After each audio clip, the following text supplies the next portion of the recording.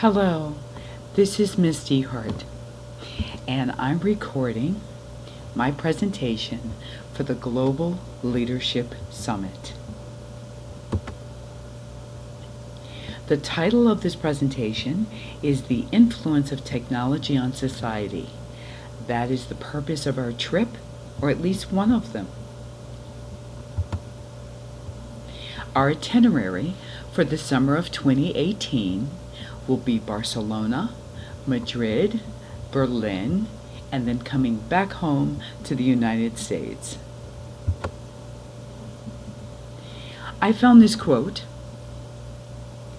when I was teaching this year, and the reason that I am doing so many things that I'm doing with STEM and the things that are really important to me and why I kind of keep going on like the ever-ready bunny is the deepest courage that we can exercise is continuing to believe in our dreams until we can make them come true. And I found that quote to be really empowering and to be an example of what I'm really doing with my life. So I wanted to share it with you so you kind of knew where I was coming from. And the other part of where I'm coming from is that it takes a village to raise a child.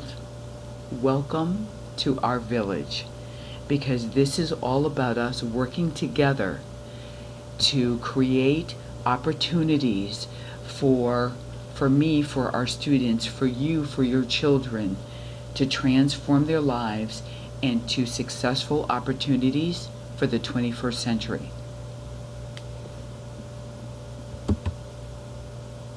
So, this PowerPoint is going to cover what the summit is about, why the travel is important, and specifically our tour. And I want to make sure that I point out to you that many of the pictures, like on this slide, are pictures that actually come from the things that we've done in STEM. So this first picture about what is a summit, that's a picture, and this third one are also, both of those are pictures that came from STEM events that were held in Glasgow in 2017. And the meeting will also, or this PowerPoint is also going to cover our partner, which is Educational Tours, what's included and what's not included, safety, as well as how to reserve your spot for this trip. So again, our itinerary is Barcelona, Madrid, Berlin, and we come home to the United States totally excited about what we just did. So why am I passionate about this trip? Well, a couple of reasons, but I must say there were two really big reasons why this trip caught my eye. Number one, how often do you get to combine learning how to cook, molecular gastronomy workshop, which is one of the things we're going to get to do when we're in, I think it's in Barcelona, but it might be in Madrid. It doesn't even matter. I love to cook, and this is cool. It's science, and I love this. With leadership training, which I'm equally as passionate about the fact that we're going to end up in Berlin, and the kids get to work with other kids from around the world to solve real problems. And not that they're necessarily going to solve it, but they're going to talk about it, and they can come out with projects that they can then work on back at school, and hopefully maybe even cross-culture, because we've got the ability to Skype, and so we have the ability to work together even though we don't live in the same place. And that is so 21st century, and it's so perfect, because in their futures they will most likely be working with somebody abroad on a particular project or problem, and so this is a perfect opportunity for them to practice those skills long before they get into the workplace. So our students will be able to think independently and drive their own learning, which is incredibly important for the 21st century. They'll take part of a program that will make them more culturally aware. Some people already have a second language. People like me, not so much, but I've been on trips before where nobody spoke English except the people who I was with, and I'm totally comfortable with that because I can speak like sign language. So I did pretty well in Turkey when I couldn't speak Arabic or Turkish, and things were fine. So I think it's really important to go out and learn these kind of things and learn how to do different money and making an exchange and all of those opportunities to learn to be a world and global citizen. So how will this trip help your child develop a global perspective?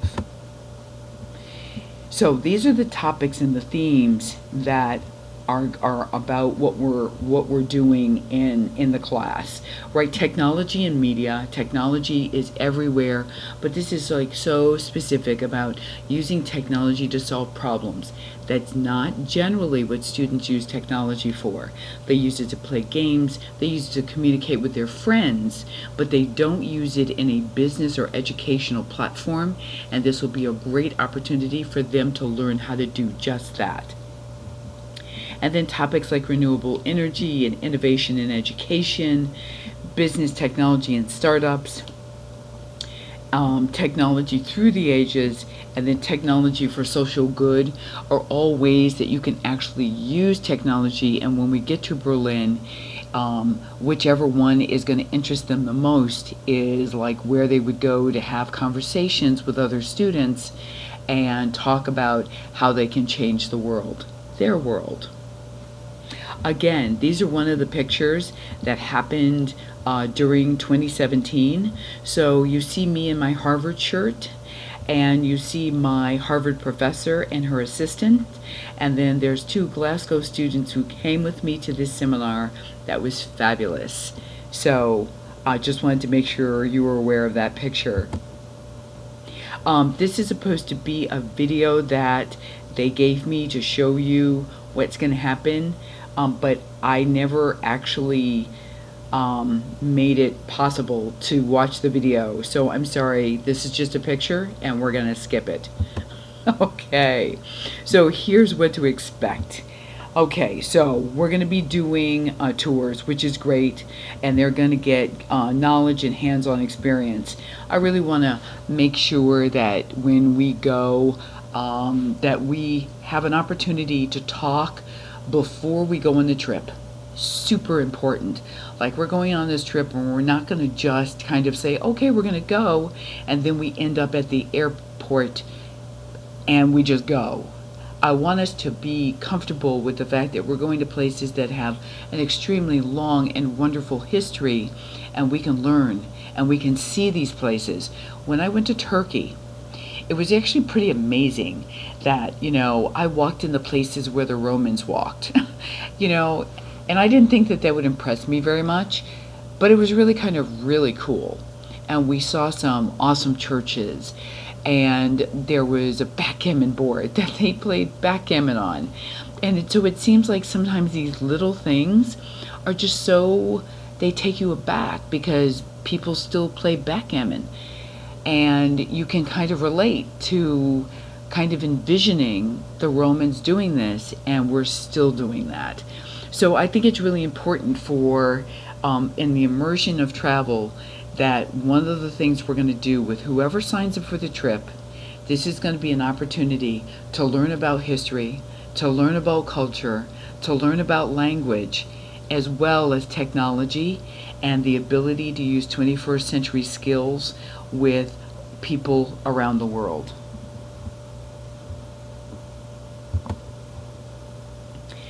There is an online learning opportunity for kids to do before the tour, during the tour, and after the tour to earn high school credit. So I don't know that much about it, but I know that there's a link, and I know that I can get information for you. So if you're interested in this aspect of the trip, then please get in contact with me, and I might end up doing another presentation like this so that you can get the information whenever you want. and I'll follow up on that very soon. So that's what I'll promise you, is I will find out more about it. I will get the links, and I will do some basic questions, and then I'll do another PowerPoint with an overview so that you get a chance to really listen to the information and refer back to it. So I'll get that done very soon. But that's a possibility. Design thinking. This is one of my STEM Impressionist students, Anthony, who went to the presentation for Scratch, and adults were listening to him, and he was being a contributing member of the community. And design thinking is the ability for students to think about a problem, design a solution, test it out, reflect, and then redesign. So whether you're doing the scientific thought process, engineering thought process, IB design thought process, they all basically work the same. So once you understand the basic tenets of how to think in a systematic way like that, you can solve problems much more effectively, and it makes you just a more effective person. So this is a really wonderful thing that the students will be engaging in. There is leadership. So these are some of the examples of the people who have spoken at this event. And even though people of this caliber may not speak at the event that we attend, it has been my experience, as I've taken students for numerous years to FCCLA, which is the science fair for home ec, that every single speaker, and I've never heard of any of them, and they were all fabulous. I mean, I really enjoyed listening to the speakers, and the kids were really enthusiastic listening to the speakers. So I would expect that kind of presentation coming from this summit. I also want to say that between the librarian, and I've run into a couple of other people and told them about this opportunity, and there hasn't been anything but good feedback about the tour experience. So I would expect this to be a really phenomenal section of our tour. And we're going to visit museums and look at innovation, and when we go to the gastronomy, we're going to learn about Spanish ingredients, and I guarantee we're all going to bring something back and cook something for sure. This will be awesome. And learn about Berlin, which, again, an incredibly rich experience between these three countries in terms of history and in terms of what the kids are going to learn when they interface with other children from other countries. So what will the students gain from the summit? Absolutely leadership and communication skills. I expect that every night we are going to go out to dinner, and we are going to have conversations about what happened today, what happened this week, what's happened in the tour so far, how it relates to the information that we sat down and learned before we even started on our trip, and how we can use this information when we get back home. And all of us, me included, that's going to be a really engaging conversation, and I'm looking forward to it already, so I'm sure it's going to be wonderful. The fact that we get the presentations by the people who are going to speak at the summit, that's going to be really nice. And then hands-on and cultural activities. I'm just really excited about this tour. I think it's going to be really, really powerful for everybody who decides to come.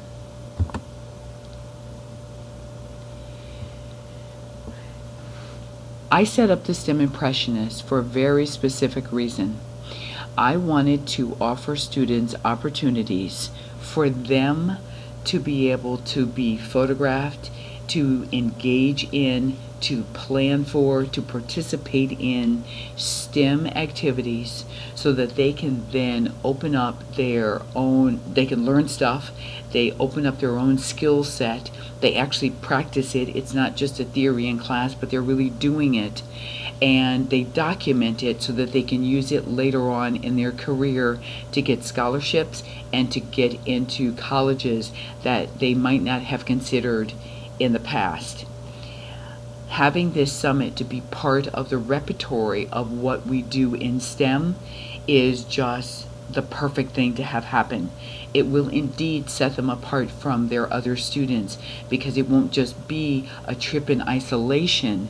It'll be a trip in the context of everything else that we're doing in reference to STEM during the year through the STEM Impressionist program. So I'm really looking forward to this. Plus the fact that traveling opens up your mind, especially when you're traveling with people who you can interface with in a different time. Meaning these kids go on this trip together and they're going to have a bond that I intend to take advantage of. They can come back together as a cohort and continue to develop this bond.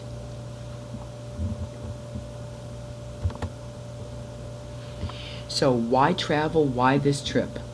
Again, the STEM Impressionist group is hands-on and innovative. I set it up to empower students with leadership and entrepreneurial skills to prepare them for the real world. I want them to have real experiences because those are the most powerful ones, so that they can incorporate this in their lives and they can pull this into the classroom and they can use this as information and experiences to go on and further their career educationally and through their careers as they begin to understand what they really want to do with their lives. Again, the online learning opportunity is going to be an opportunity for them to gain high school credit. That's always good because you can graduate from high school sooner and you're using the information. But I know they'll use the information anyway, not even worried about that. So this is like a 2-for-1. So this is talking about, if you're going to participate in this high school opportunity. So before the tour, you want to figure out something that you care about. It could be a history project. It could be something related to MYP. If you're in high school and you want to do an MYP project, this would be perfect because you could then go and actually see and take pictures and talk to experts. So, what is your essential question? This is what you would do when you go off and do your PhD or you write your master's or you're doing any major report. This process is a wonderful one to go through at this level. And then on the tour, then you know that that's what's going on. When we have our end of evening conversations, this is something that we would talk about so that everybody can participate in that process and the student is not actually alone doing this. It's kind of a group project, but they're going to own the piece that allows them to earn credit. And then after the tour, they wrap up their information, they do the reflection, they turn their documentation in, and they get their credit. And everybody will be better off for the experience. So, educational tours, as I said earlier, they have 50 years of experience and they're all over the place. I'll show you a map in one more slide. But I have gotten really, really, really good feedback from people who understand that we're doing educational tours and they're like, oh yeah, I heard really good things about that, or oh yeah, there was a student who went and they had a really, really good time. And I know that when the librarian went to Costa Rica and they were going to go and see a volcano, the volcano decided to erupt. And so the tour guide, who was with them for 24 hours, arranged something else. And so without missing a beat, the students were off doing something else equally as wonderful, but definitely safer than going to the volcano. So that's a really good thing. So this is an idea of how where educational tours are. They have lots of locations, and so if there's a problem or we need help or we need to redo something, then they have like places where we can get support. And so that's a nice thing to know about. So we have a 24/7 tour director. We have chaperones. If there's a real emergency and you need to get in touch with your child, then that can happen. That can happen without a problem.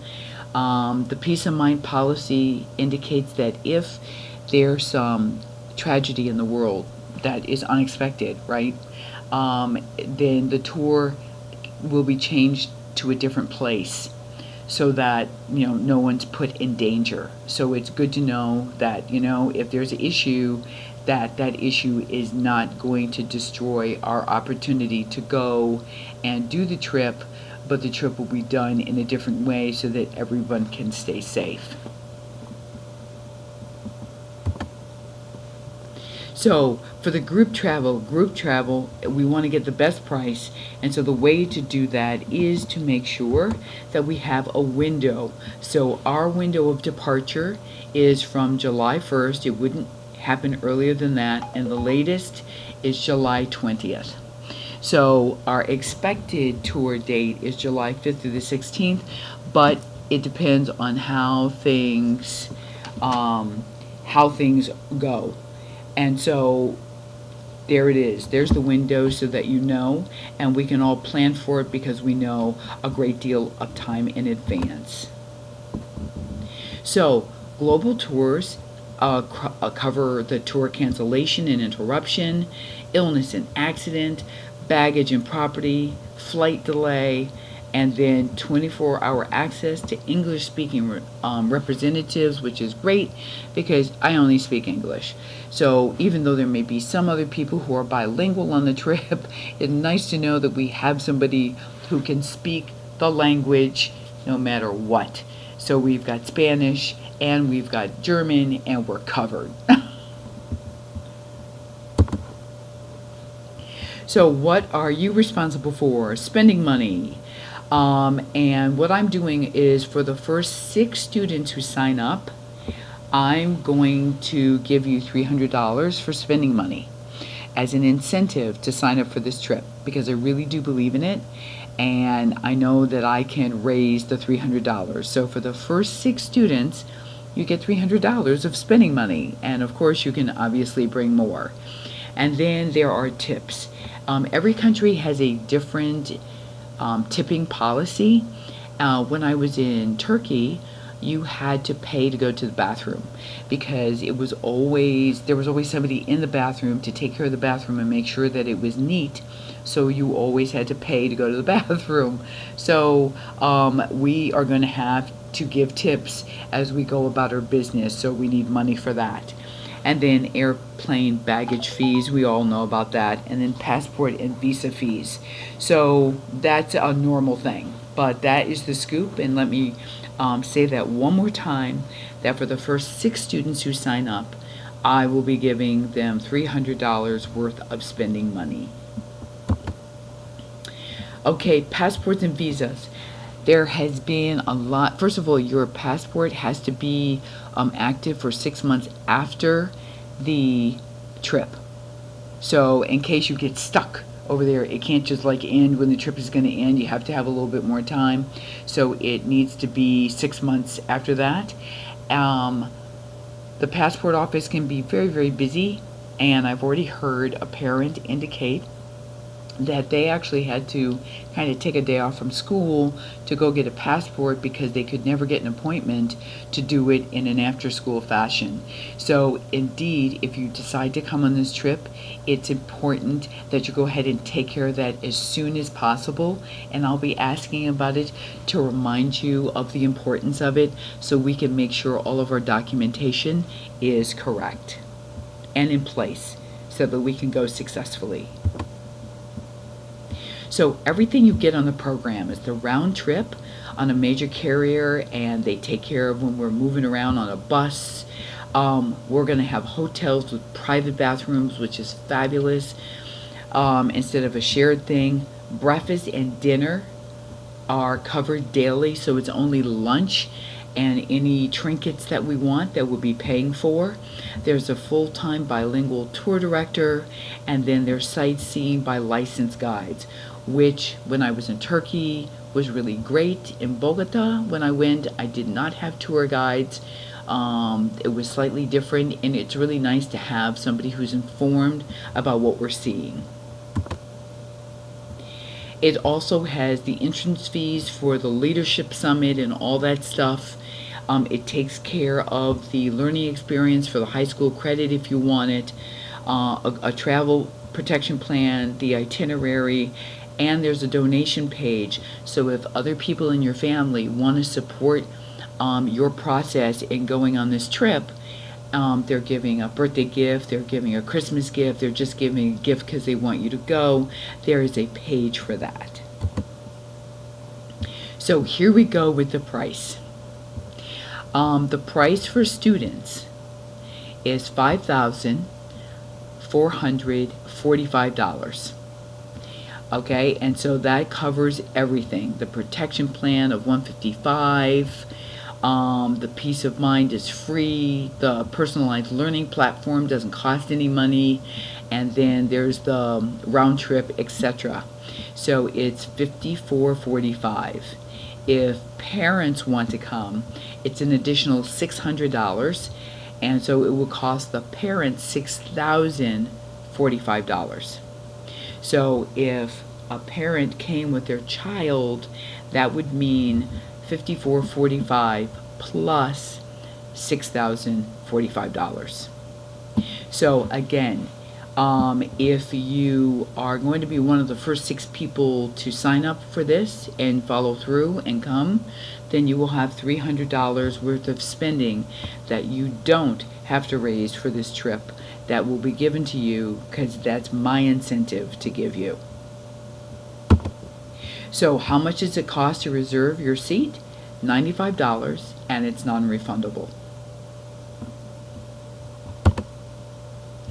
And then from there, after you've paid that, then there's 3 ways for you to pay. You can pay full enrollment, you can have money automatically pulled out of your account, or you can manually pay them, but there's a $50 fee for doing it by yourself versus having it pulled out of your account.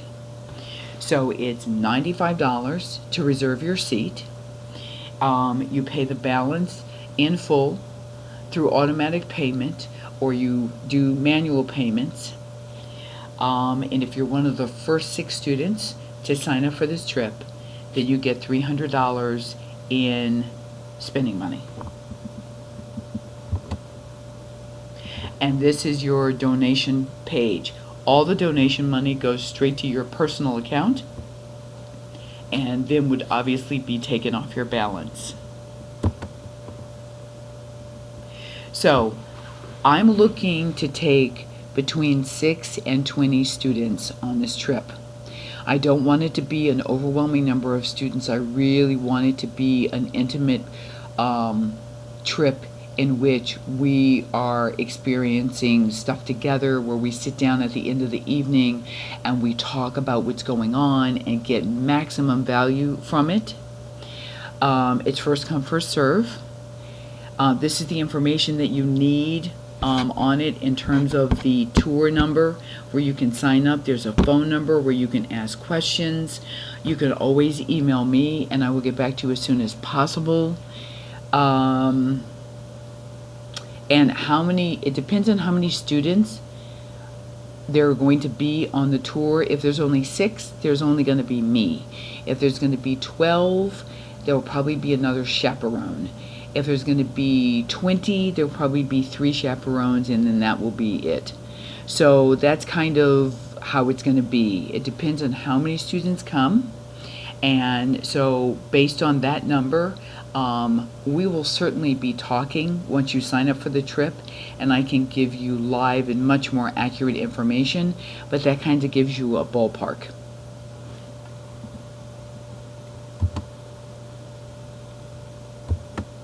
And that's it. So if you have any questions, please feel free to email me. You can email me at adjetterjones@fcps.edu. That's adjetterjones@fcps.edu, and I will get back to you as soon as possible. And I'm hoping we take this trip, because I really, really do believe, especially if you understand everything that I'm doing with the STEM Impressionists and the opportunities that are available to the students, this is an absolutely wonderful capstone to the process of what they're doing. And I have some other things in the works, but this fits right into what I really would like the students to do in terms of the STEM Impressionists, which is to go out and explore the world with a group of students that is a cohort that comes back to America and still comes together with these students, where it's not just a one-time relationship but an ongoing relationship. Thank you so much for your time, and I'm looking forward to talking to you and enjoying this trip with your students. Take care.